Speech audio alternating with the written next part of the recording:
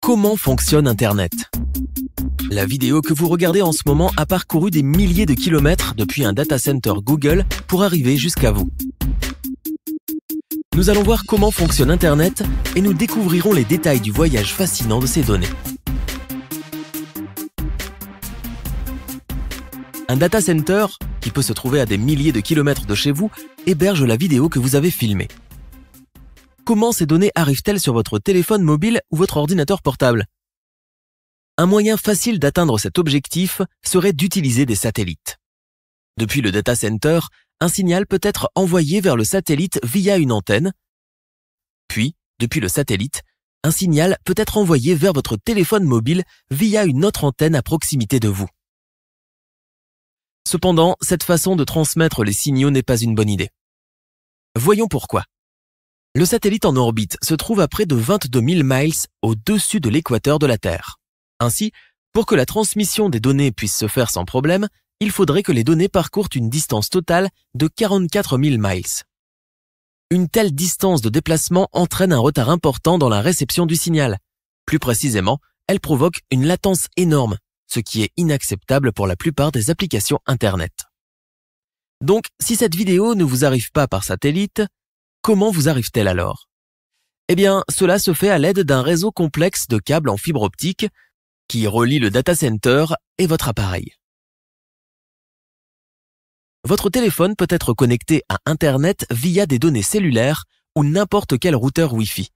Mais à un moment donné, votre téléphone sera connecté à ce réseau de câbles en fibre optique. Nous avons vu au début que la vidéo que vous regardez actuellement est stockée dans un data center.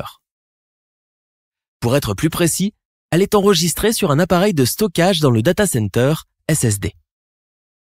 Ce SSD agit comme la mémoire interne d'un serveur. Le serveur est simplement un ordinateur puissant, dont la tâche est de vous faire parvenir la vidéo ou tout autre contenu stocké lorsque vous le demandez. Le plus difficile est maintenant de transmettre les données stockées dans le centre de données, en particulier à votre appareil, via le réseau complexe des câbles à fibre optique. Voyons comment ça marche. Avant d'aller plus loin, nous devons d'abord comprendre les principes de base du fonctionnement d'une adresse IP, qui est un concept important.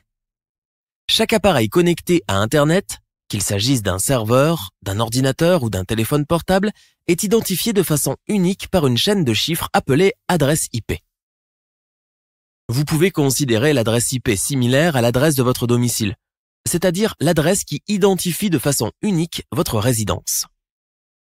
Toute lettre qui vous est envoyée vous parvient précisément en raison de votre adresse postale. De même, sur Internet, une adresse IP sert d'adresse pour la livraison de toutes les informations jusqu'à leur destination. Votre fournisseur d'accès Internet décidera de l'adresse IP de votre appareil et vous pourrez voir quelle adresse IP votre fournisseur d'accès Internet vous a attribuée pour votre téléphone mobile ou votre ordinateur portable. Le serveur du data center possède également une adresse IP. Le serveur héberge un site web, ce qui signifie que vous pouvez accéder à n'importe quel site web simplement en connaissant l'adresse IP du serveur. Cependant, il est difficile pour une personne de se rappeler autant d'adresses IP. Donc, afin de résoudre ce problème, des noms de domaines comme youtube.com, facebook.com, etc. sont utilisés pour établir des correspondances aux adresses IP et ainsi nous permettent de se rappeler plus facilement des noms que de longues séquences des numéros de domaine. Il faut également noter qu'un serveur a la capacité de stocker plusieurs sites web et si le serveur héberge plusieurs sites web, tous les sites web ne peuvent pas être accessibles avec l'adresse IP du serveur.